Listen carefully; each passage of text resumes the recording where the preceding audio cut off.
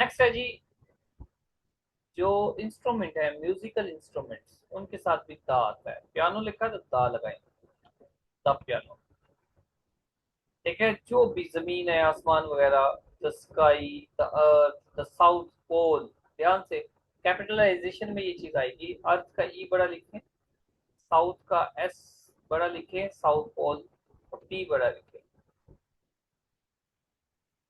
Sky का S होता है, सन का एस बड़ा लिखें। प्रॉपर नेम है ना, प्रॉपर नाउन है। सिनेमा और थिएटर, जब इसकी बात करें, he is going to the cinema, pictures, movie, theatre, circus, सबके साथ दा लगाएंगे।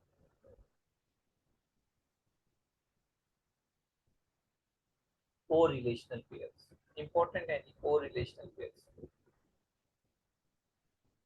सो दैट के साथ जब भी आप सो दैट लगाते हो तो मे या कैन इस्तेमाल करें।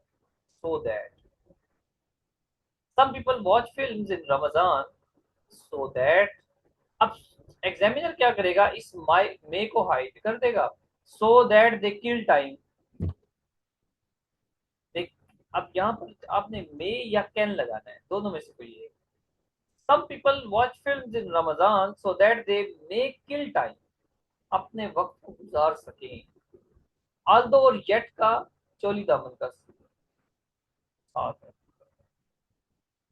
नहीं, आल्दो के साथ येट लगाएं, बट ना लगाएं। असल बात ये है, ना भी लगाएं तो भी चलेगा।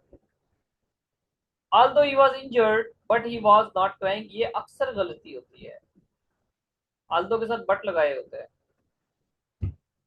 बट ना लगाओ, बट तो किसी सूरत ना लगाओ, येट लगाना तो लगा लो। येट भी ना लगाओ फिर भी चलेगा। Aldous he was injured, he was not crying. Aldous खुद इतना बामानी है कि उसको जरूरत ही नहीं है। although he was injured, अगर चाहे वो इंजर्ड था, he was not crying, वो चीख नहीं रहा था। yet he was not crying, जब भी ठीक है। नेट देखें, as as के अंदर खुद मीनिंग है। as के बाद सो ना लगाओ। as she is poor, सो काट दो। she is dishonest, इस तरह although के साथ कुछ ना लगाओ, as के साथ भी कुछ ना लगाओ। as she is poor, क्योंकि वो गरीब है, वो बेईमान है। ठीक है, नेक्स्ट है, ये जो एज स्मार्ट, ये जो एज वाले एक्सप्रेशन हैं, एज स्मार्ट एज, उसके बाद सब्जेक्टिव केस आता है, ऑब्जेक्टिव केस नहीं आता। ही के साथ इज आ रहा है, शी के साथ भी इज लगाओ, बैलेंस बनाने के लिए।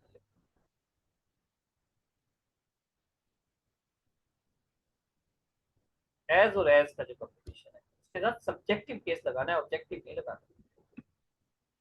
हाँ भाई, करेक्शन, इकरा, अनीस और कौन है, एक्टिव हो जाए, इस्मा। करेक्शन बताएं जी, either Ali or I dash going to Lahore. Either Ali or I am going to Lahore. Very good. जब ईदर और आर का कॉम्बिनेशन हो तो जो आपने वर्ब लगाना है, हेल्पिंग वर्ब लगाना है, वो सेकंड सब्जेक्ट के मुताबिक को देख के लगाना है, सेकंड सब्जेक्ट को देख के।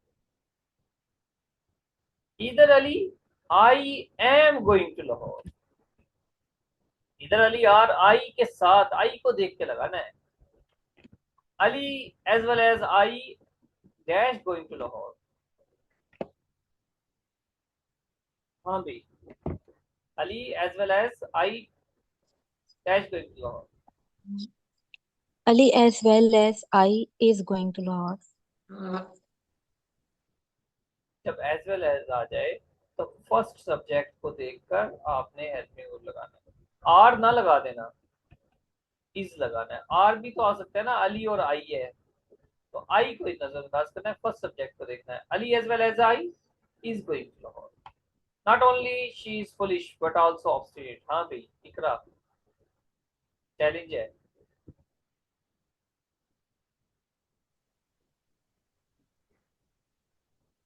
बताएं इकरा क्या है इसका correction. Sir, not only, sir, interrogative, not only is she foolish. Anees मेरे ख्याल से आप हैंड फ्री में लगा के बोलते हो, मुझे नहीं समझ आती। हम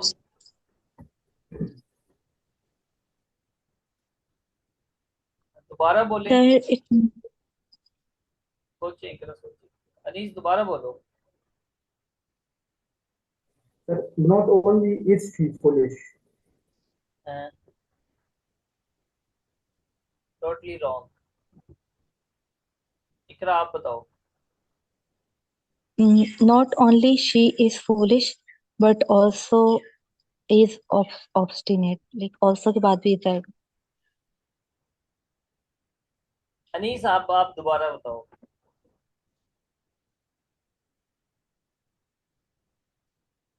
ये मैं आपके साथ खेलता हूँ uh, बेसिकली, देखो मेरी बात सुनो। इससे क्या होगा, बाकी स्टूडेंट समझ लें, ये आपका वक्त जाया नहीं हो रहा। ये जो प्ले कर रहा हूँ ना मैं, ये जो प्ले कर रहा हूँ आपके साथ, आप एक तो फ्रेश होते हो, दूसरा ये जो क्लास का माहौल होता है ना, ये इसका बनाने का मकसद होता है आपको चीजें याद रह जाती हैं। अनीस को मैंने कहा टोटली रॉन्ग, जबकि अनीस ठीक कह रहा था। अनीस दोबारा बोलो, आप क्या कह रहे थे? sir, not only is she foolish, जब हाँ not जी, only आता है तो सर ऐसे ही। देखो, जब नॉट ओनली और बट आल्सो का कॉम्बिनेशन आए, तो आपने हेल्पिंग वर्ब पहले लगाना है भाई। आपने हेल्पिंग वर्ब पहले लगाना है। Not only is she foolish but also obstinate. बड़ी गलती करते हैं, हमें पता ही नहीं है। मोस्टली लोगों को नहीं पता होता, जब तक आपने अच्छी करेक्शन ना की हो कहीं से। Not only is she foolish but also obstinate. Not only he was a thief but also a murderer. Correct correct करें जी। Not only was he a thief, but also a murderer. Very good. Next बताएं, क्या correction होगी? Hardly had he slept then the bell ring. हाँ जी, correct correct करें। Hardly had he slept when the bell very rang. Good. जब hardly आ जाए, अभी वो सोया ही था कि बेल बज गई, यहाँ पर वेन आएगा। हार्डली और वेन का कॉम्बिनेशन है, लेकिन याद रखना यहाँ पर हैड भी पहले है, हेल्पिंग वर्ब पहले, सब्जेक्ट बाद में है। हैड ही स्लेप्ट, हार्डली और वेन का कॉम्बिनेशन है। No sooner did he sleep when the bell ring. No sooner did he sleep than the bell rang. Good, शाबाश। इस देन की स्पेलिंग का भी ध्यान रखना, टी एच ई एन वाला देन नहीं लगाना। इस देन की स्पेलिंग का ध्यान रखना। No sooner did he sleep than the bell ring. Although is weak but he is hard working. हाँ जी। Although he is weak, he is hardworking. Very good, but नहीं लगाना। ठीक है, ऑल्दो के साथ बट ना लगाएं। 3 and 3 makes 4 makes 6। 3 and 3 make 6. Makes 6 दो है ना, एक सब्जेक्ट ये है और एक सब्जेक्ट ये। दो सब्जेक्ट हो तो ऐसी इसका इजाफा नहीं होता, सिंपल है। मेक 6 लगाना। आसिफ एंड फैसल जब हम लगाते हैं, दोनों स्कूल जा रहे हैं, तो गोज नहीं लगाते, गो लगाते हैं। एग्जाम्पल को ध्यान में रखना। नो सूनर, इसके फौरन बाद हेल्पिंग वर्ब आएगा, ये रूल हमने पढ़ लिया। No sooner had he arrived than it began to rain. No sooner did he see, did पहले आ गया तो फर्स्ट फॉर्म है। The thief than she began to cry. Not only but also से में भी पहले आप क्या लगाते हो? पहले हेल्पिंग वर्ब लगाते हो। Not only does he like, not only does ही, अब प्रेजेंट डेफिनेट था, आपने इसको क्वेश्चन शेप दे दी है। Not only does he like her but also wants to marry her. ये क्वेश्चन शेप है, क्वेश्चन नहीं है ये। नॉट ओनली के बाद हम हेल्पिंग वर्ब लगाते हैं लाजमी, इसलिए डज का इस्तेमाल किया, लेकिन ये क्वेश्चन नहीं बन गया बेसिकली। ये स्ट्रक्चर ऐसा है। Use of unless, you can not be happy unless you do not marry her. हाँ भाई, correction. You cannot be happy unless you marry her. क्यों? सर डबल नेगेटिव बन रहा है. एग्जैक्टली, अनलेस में नेगेटिविटी है और डू नॉट में भी तुम कभी खुश नहीं रह सकते, कैन नॉट बी हैप्पी, जब तक कि उससे शादी ना कर लो। ऐसा नहीं करो, जब तक कि उससे शादी कर लो, जब तक कि उससे शादी ना कर लो, नहीं अनलेस ऑटोमेटिक है, डू नॉट लगाने की जरूरत नहीं है। You can not be happy unless you marry her, जब तक, अब इसका मतलब क्या है, जब तक कि तुम उससे शादी ना कर लो, कंडीशनल सेंटेंस देखिए। जीरो कंडीशनल, जीरो कंडीशनल क्या होता है, cause effect and, cause effect same होते हैं। एक यानी कि परमानेंट है, बॉल को हवा में उछालोगे उसने नीचे ही आना है, कॉज और इफेक्ट है। आग में हाथ डालोगे हाथ जलेगा, कॉज और इफेक्ट है। if you throw the ball if you throw ball in the air, it comes back down, it comes back down। if you throw ball in the air, हवा में बॉल उछालोगे, it comes back down। ये zero conditional है। इसका मतलब क्या हुआ, इसका मतलब इस पे कोई कंडीशन अप्लाई ही नहीं होती। जो चीज ऑलवेज ट्रुथ है उस पे क्या कोई कंडीशन लगेगी? सूरज हमेशा मशरिक से निकलेगा, कोई कंडीशन लगाने की जरूरत है?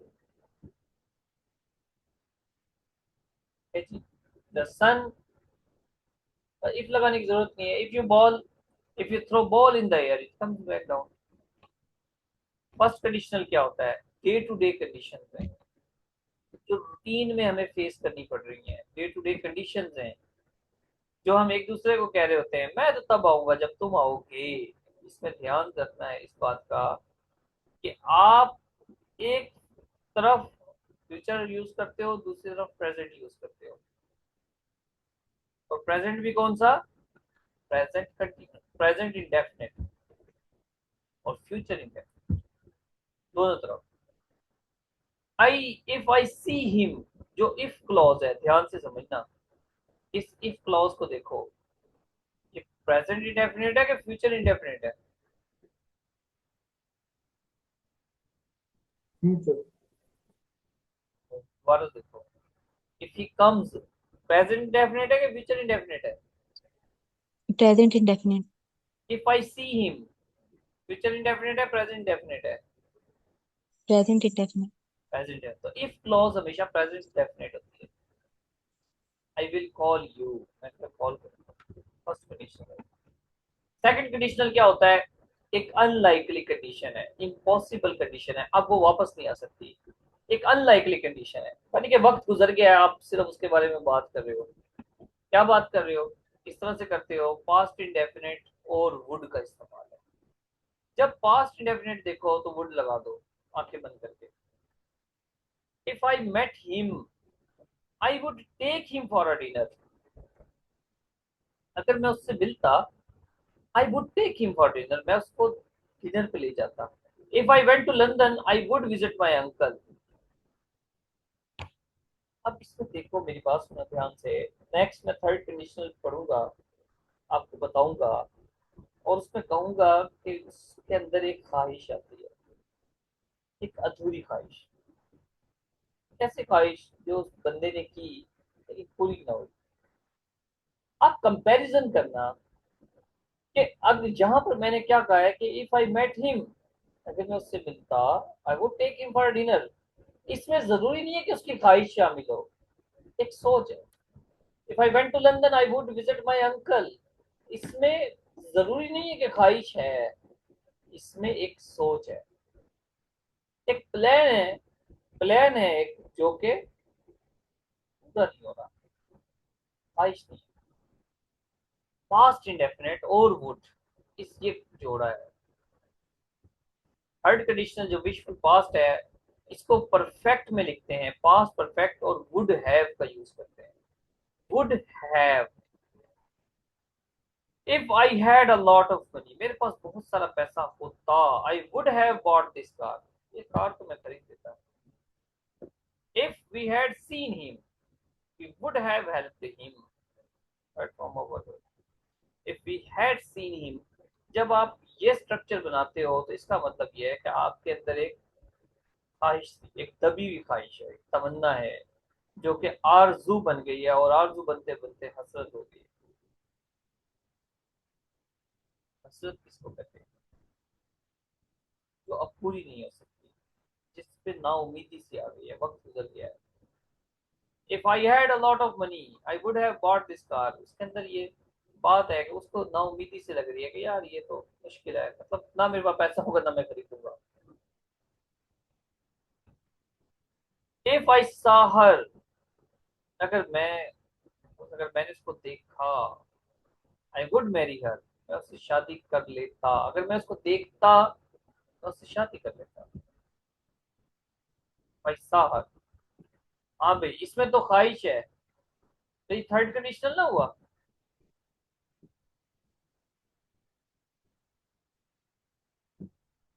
हाँ भाई,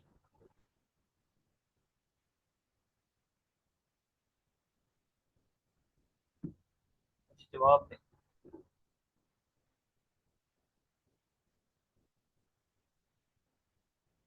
if I saw her I would marry her, शादी की बात हो रही है, ख्वाहिश की बात हो रही है, थर्ड कंडीशनल ना हुआ। बट सर इसमें पास्ट इंडेफिनिट है और वुड का यूज है, तो इस वजह से सेकंड कंडीशनल है। मैं एक बात कर रहा हूँ कि सेकंड थर्ड कंडीशनल की डेफिनेशन है कि एक ख्वाहिश है। सेकंड कंडीशनल में तो ख्वाहिश तो नहीं आती, एक विश तो नहीं आती, ख्वाहिश तो सर नहीं मे आती। बी सर मे बी अभी ख्वाहिश नहीं कर रहा होगा। एग्जैक्टली, गुड शाबाश। ये उसकी ख्वाहिश नहीं है। हर शादी हर शादी का ताल्लुक दिल से तो नहीं होता। हो सकता है कि वो उसके पीछे बैकग्राउंड क्या हो, कोई उसका बिजनेस बैकग्राउंड भी तो हो सकता है। हो सकता है वो कुछ ऐसा कोई बिजनेस प्लान कर रहा हो अपनी थॉट्स में। ये मैं थोड़ी सी आपको ना टच दे रहा हूँ राइटिंग का, थोड़ा टच राइटिंग का दे रहा हूँ, जरूरी नहीं है। तो आप अब राइटर की राइटिंग से, सेंटेंस से समझते हो इंग्लिश को कि वो बेसिकली यहाँ पर क्या बात करना चाह रहा है।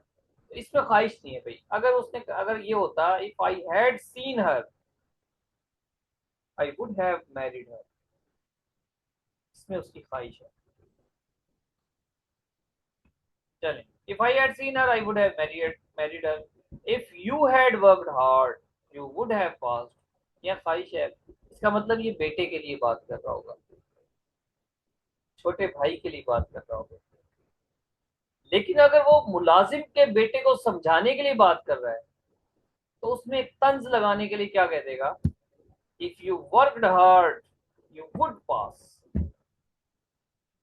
जी इकरा, बात समझ आई कि ऊपर से गई है। यस सर, आ रही है समझ। if he, if she studies hard she will pass the exam, ये फर्स्ट कंडीशनल है, कॉज एंड इफेक्ट है। She studies hard she will pass the exam।